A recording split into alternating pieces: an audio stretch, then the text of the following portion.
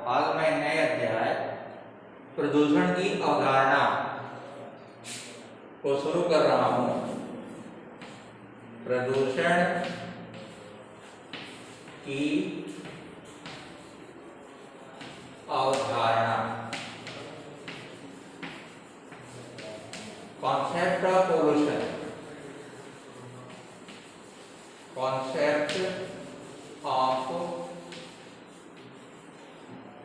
Pollution,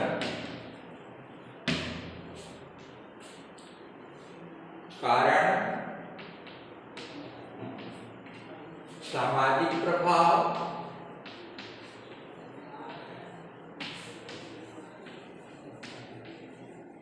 और निराकरण।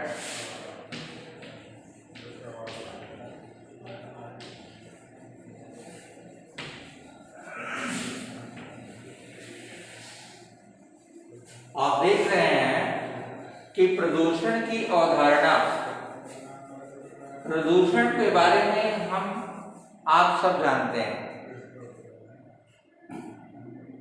कि प्रदूषण का क्या सामान्य अर्थ होता है। दोष से दूषण बनता है।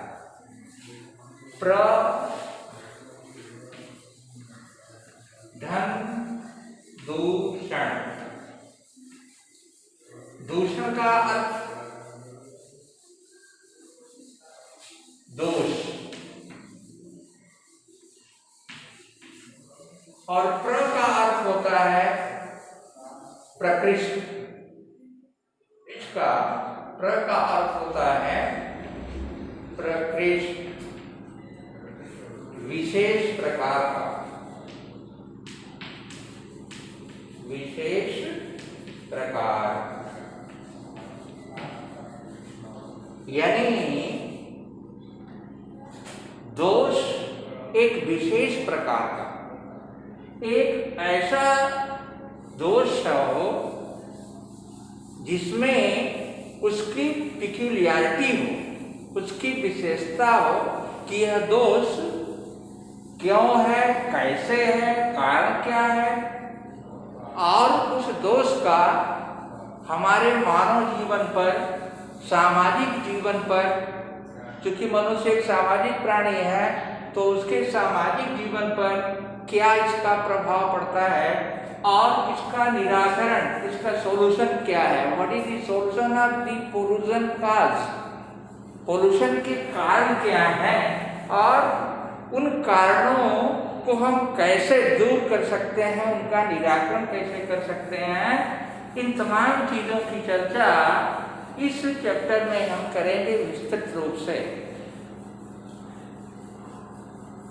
आप देख रहे हैं प्रदूषण, जैसा कि आप जानते हैं कि संपूर्ण मंडल को मिलाकर वायुमंडल बनता है। संपूर्ण मंडलों को मिला दिया जाए, जैसे जलमंडल है, हाइड्रोस्फीयर, भूमंडल है, लिथोस्फीयर, वातावरण है, एटमॉस्फियर। जब ये सब आपस में मिलते हैं तो इनका एक दूसरे के साथ अन्योन्यासित संबंध दर्शता है या दिखता है। तो प्रदूषण तीनों स्फीयरों में हो रहा है। हाइड्रोस्फीयर भी हो रहा है, हाइड्रोस्फीयर भी पोल्यूट हो रहा है, जलमंडल भी पोल्यूट हो रहा है, बायोस्फीयर भी पोल्यूट हो रहा है, जैवमंडल भी पोल्यूट हो रहा है, प्रदूषित हो रहा है। लिथोस्फीयर, क्रस्ट जिसको कहते हैं या ऊपर पट्टी, वह लिथोस्फीयर भी प्रदूषित हो रहा है, उसमें भी दोष उत्पन्न हो रहे हैं। और वायुमंडल, वायु में भी दोष उत्पन्न हो रहे हैं। इस प्रकार से ये तमाम दोष, these all type of guilty from where are being emerged, and what are the reason of all this? The solution of that is निराकरण, वही निराकरण है। और इनका हमारे सामाजिक जीवन पर क्या प्रभाव पड़ता है? सबसे पहले हम ये बताना चाहेंगे कि पोल्यूशन क्या है।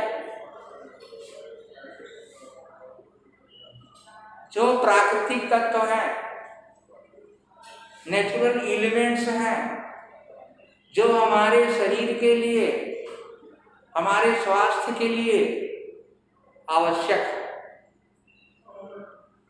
जब वो तत्व अपनी गुणवत्ता को खो देते हैं, अपनी क्वालिटी को खो देते हैं और हमको फायदे की जगह पर, हमको लाभ की जगह पर हानि पहुंचाने लगते हैं, नुकसान पहुंचाने लगते हैं, तो उस दशा को हम प्रदूषण कहते हैं। पानी है, पानी के बिना मनुष्य जी नहीं पाता। पानी मनुष्य इसलिए ग्रहण करता है कि उसके शरीर के अंदर पानी की कमी होने से उसके शरीर की मांसपेशियां आपस में चिपकने लगती हैं और ब्लड सर्कुलेशन बंद होने लगता है। इसलिए शुद्ध पानी की जरूरत होती है हमारे धमनियों में प्रवेश करने के लिए, इसलिए हम जल ग्रहण करते हैं। शरीर को पानी की आवश्यकता महसूस होती है, व्यक्ति को पानी की आवश्यकता महसूस होती है।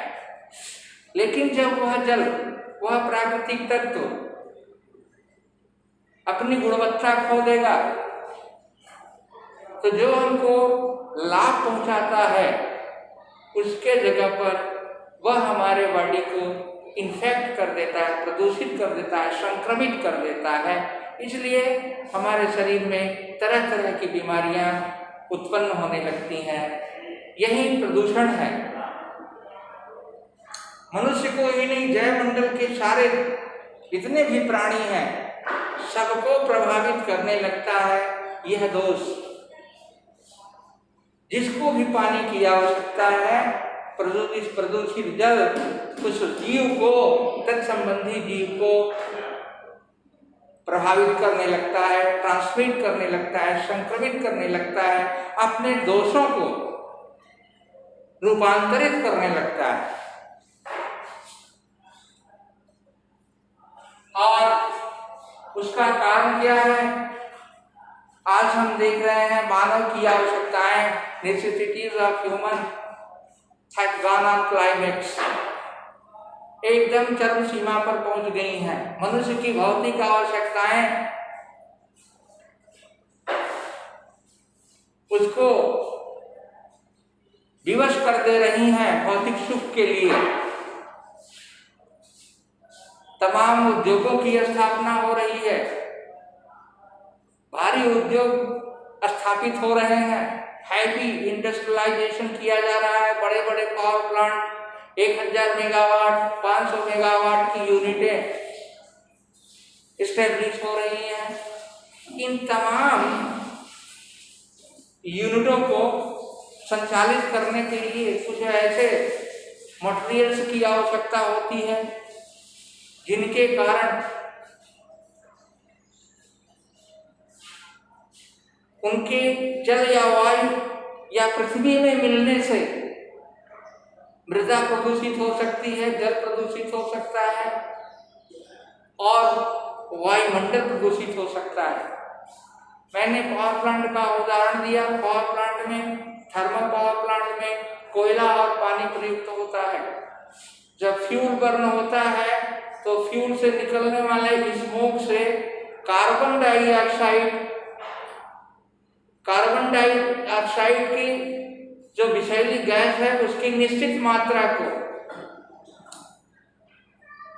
जो निश्चित मात्रा है, डिफिनिट उसकी क्वांटिटी है, ppm है, पार्ट्स पर मिलियन है, उसको बढ़ा देती है।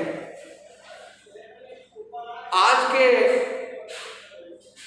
इंडस्ट्रियलाइज कम्युनिकेशन में, आज के इस औद्योगिकरण की दौड़ में हम देख रहे हैं कि किस तरीके से पोल्यूशन का ग्राफ ऊंचा उठता जा रहा है और कार्बन डाइऑक्साइड की मात्रा प्रत्येक वर्ष नियर अबाउट 25 और 30 ppm बढ़ती जा रही है, जैसा कि अनुमान है, डाटा है पर्यावरणविदों का। तो जब हमारे वायुमंडल में कार्बन डाइऑक्साइड की मात्रा बढ़ जाएगी तो वायु प्रदूषित होने लगेगा और हमारी श्वसन प्रक्रिया की जो बारंबारता है उसके कारण अनेक प्रकार के विषाक्त तत्व हमारे शरीर में प्रवेश करने लगते हैं और हमारे जो शरीर की प्रतिरोधक क्षमता है उसको रिड्यूस कर देते हैं। वो जर्म्स जो है, वो संक्रमित जर्म्स, वो हमारे शरीर में प्रविष्ट होकर हमारे शरीर के पावर ऑफ रेसिस्टेंस को रिड्यूस करते हैं, डिक्रीज करते हैं और रीजन होता है and become the cause of decreasing to our health, हमारा स्वास्थ्य क्षीण होने लगता है। ऐसे कारण है जो बड़े बड़े प्लांट हैं उनमें सर्ववायु का प्रयोग होता है, ग्रीस का प्रयोग होता है, ऑयल ग्रीस ऑयल वो कहाँ पहुँचता है, वो रिसाव होता है उसका, लीक करके वह पानी में बह के चला जाता है या पृथ्वी पे चला जाता है, कहीं भी जाता है वो संक्रमित करता है मृदा को भी, जल को भी। तमाम हैवी इंडस्ट्रीज हैं जिनमें Freon, matron, कैफ्रॉन group R12 R22 की गैस, कूलिंग गैसें प्रयुक्त होती हैं। इन कूलिंग गैसों की जो फ्रीजिंग बॉइलिंग पॉइंट है वह बहुत ही कम है, बहुत ही कूलिंग गैसेस हैं ये। जब इनका रिसाव होता है और ये सीधे वायुमंडल में जाती हैं, these all gases are leak and goes directly in the atmosphere, और इनकी जो उपस्थिति होती है वायुमंडल में वह कम से कम 250 से 300 साल के लगभग होती है। 2-2.5-300 साल तक ये गैसें वायुमंडल में निवास करती हैं और वायुमंडल में निवास करते हुए लिथोस्फीयर से ऊपर उठती हुई समताप मंडल को, स्ट्रेटोस्फीयर को चीरती हुई एकदम ओजोन लेयर के समीप पहुंच जाती हैं। और जब वो ओजोन लेयर के समीप पहुंचती हैं तो वहां पे ये ओजोन किरणों को ओजोन परत का क्षरण करती हैं, सीधे उसको छिद्र कर देती हैं। पराभव के, इस पराभव को जो ओजोन परत के पराभव के साथ सीधे ये किरणें ओजोन लेयर से ऊपर चली जाती हैं ये गैसें। और क्या होता है इसका दुष्परिणाम? इसका दुष्परिणाम होता है कि the deleterious ultraviolet radiation of the sun common ground without filtration, जो सूर्य की परावैगिनी विषाक्त किरणें हैं वो बिना किसी प्रतिरोध के पृथ्वी पर आती हैं, लिथोस्फीयर पर आती हैं और अपना दुष्प्रभाव पैदा करती हैं, पृथ्वी के तापक्रम को बढ़ाती हैं। मोतियाबिंद, आई कैंसर, स्किन कैंसर जैसे तमाम डेलीटेरियस डिजीजेस इंक्रीज होती हैं, खतरनाक बीमारियां उत्पन्न होती हैं। यही हमारे सामाजिक जीवन को प्रभावित करते हैं। यही सब कारण हैं जो जल प्रदूषण, वायु प्रदूषण, तमाम वाहन चल रहे हैं उनके साइलेंसर से निकलने वाले धुओं से भी कार्बन डाइऑक्साइड की मात्रा वायुमंडल में बढ़ती है। तो यह सबसे खतरनाक चीज है। इस वर्तमान औद्योगिकीकरण के दौर में सबसे बड़ा कारण तो ये है कि जो वनों का क्षरण हो रहा है, डिफॉरेस्टेशन जो हो रहा है, वनों की अंधाधुंध कटाई हो रही है, डिप्लीशन ऑफ द फॉरेस्ट, ये सबसे बड़ा कारण है। वनों की अंधाधुंध कटाई, ये जो है कैटास्ट्रॉफिक डिप्लीशन जो है इतना खतरनाक होता जा रहा है कि हमारा वायुमंडल बिल्कुल अपनी प्रतिरोधक क्षमता को खोते जा रहा है। उसकी प्रतिरोधक क्षमता जो है वायुमंडल से, वृक्ष हैं कार्बन डाइऑक्साइड को अवशोषित करते हैं, वृक्षों के कटाव के कारण कार्बन डाइऑक्साइड की मात्रा और बढ़ रही है। ये कारण तो सबसे बड़ा कारण नजर आ रहा है। इसलिए बाकी कार्यों को महत्व दिया जाना चाहिए। सरकार ने वन संरक्षण अधिनियम और अन्य तमाम सामाजिक संगठनों को प्रेरित करने के लिए वन महोत्सव इत्यादि का आयोजन कर लोगों को जागरूक करने का प्रयास किया है। यह सराहनीय कदम है। प्रत्येक व्यक्ति की जिम्मेदारी है कि इन तमाम कारणों को रोकने के लिए वो अपने स्तर से भी सक्रिय कदम उठाए, पॉजिटिव स्टेप उठाएं, ताकि उसका सामाजिक प्रभाव कम हो सके, उसका सामाजिक प्रभाव कम हो। और इसके निराकरण के उपाय अगर हम देखें तो प्रथम स्तर पर हम ये पाते हैं कि सबसे पहले हमें शुद्धता की जरूरत है। सबसे पहले हमें पर्यावरण को शुद्ध रखने के लिए वृक्षारोपण करना होगा, प्लांटेशन करना होगा, ताकि उससे जो होने वाले लाभ हैं उनको द्विगुण किया जा सके, उनकी वृद्धि गुणात्मक श्रेणी में किया जा सके। इस प्रकार से सामाजिक प्रदूषण की अवधारणा, कारण, प्रभाव और निराकरण का हम आगे विस्तार से वर्णन करेंगे। आज सिर्फ इतना ही। Thank you.